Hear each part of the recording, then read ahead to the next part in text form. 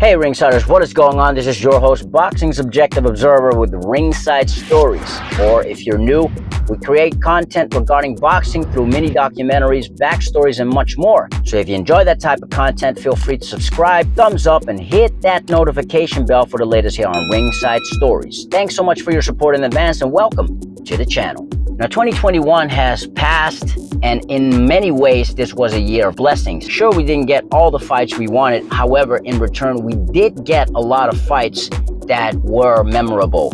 Many unification bouts, even fights for undisputed world championships. And so with all that boxing greatness in the past, what is 2021's Fighter of the Year? So we compiled Ringside Stories short list of the 5 best fighters who, based on their achievement and their performances, can make a case for Fighter of the Year 2021. This list is not in particular order and is not to crown one definitive winner. That's for you to decide in the comment section below. Which fighter do you believe is most deserving of Fighter of the Year 2021? Leave your pick and your reason why in the comments below.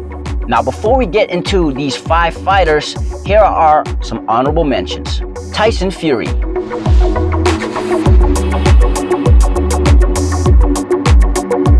Juan Francisco Estrada.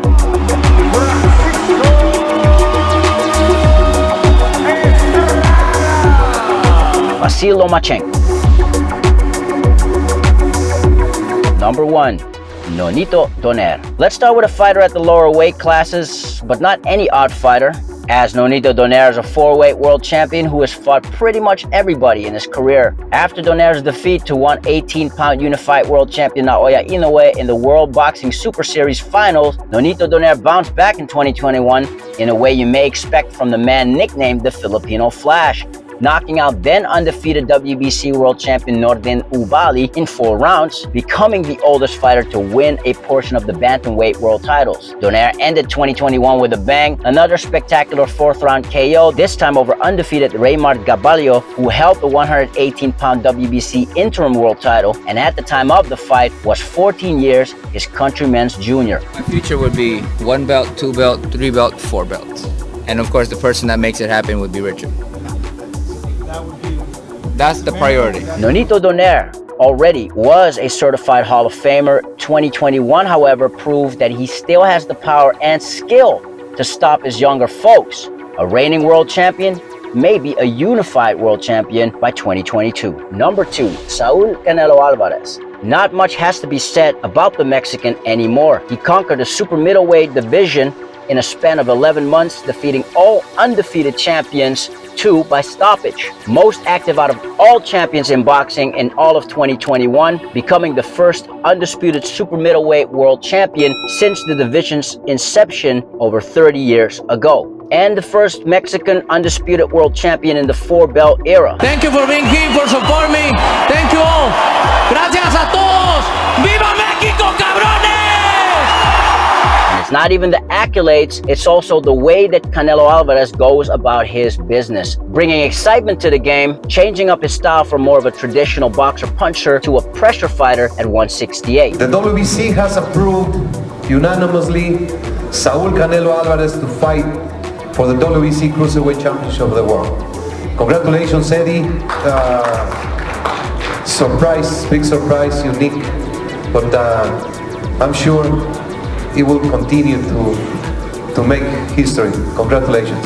And it doesn't stop there. Canelo Alvarez is about to move up 2 weight divisions to challenge for a cruiserweight world title, effectively putting himself in the conversation to becoming the best boxer that has come forth out of Mexico, if he hasn't already, according to some. Number 3, Josh Taylor. The first Scotsman to ever become undisputed world champion, winning all 4 major world titles on May 22nd, 2021. But even comparing Josh Taylor's achievement to all other British undisputed champion in the modern day era, Taylor's achievement to the ultimate consolidation in 2021 in many ways stands as an anomaly and was simply historical. He beat undefeated and unified world champion Jose Ramirez on his home turf, where the judges scored a fight closer than what actually took place inside the ring. Taylor dropped Ramirez twice and seemed close to closing the show. Jose Ramirez was unable to catch his rhythm, played catch-up for the majority of the fight, a fight which Josh Taylor was in complete control of. Oh, I've got nothing but love for Ramirez. I mean, all this week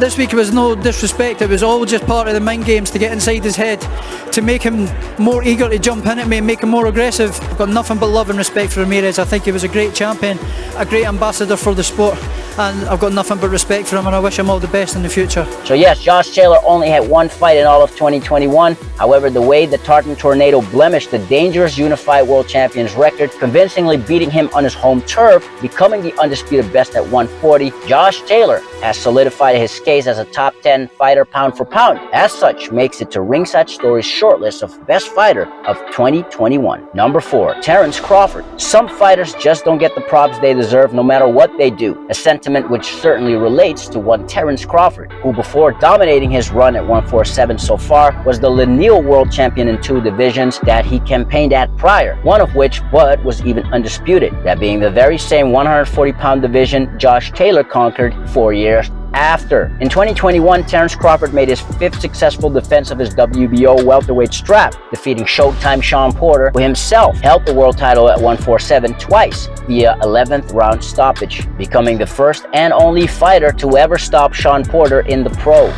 We had a date, they were telling us we were going to have to do it again. I was not going to do it again. I am announcing my retirement right now.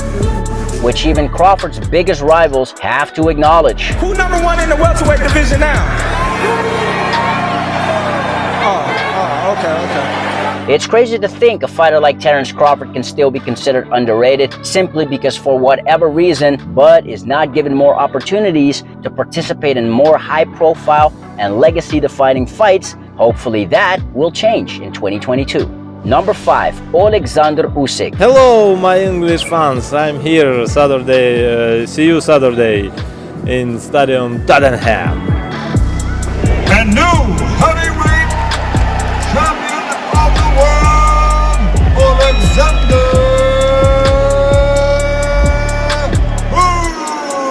Usyk.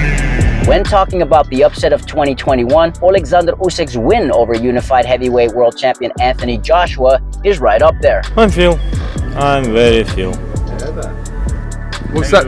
Heavyweight champions. Many astute observers, however, prior to AJ versus Usyk, knew better. Because Usyk is he's a real deal, this guy. He's not no mug.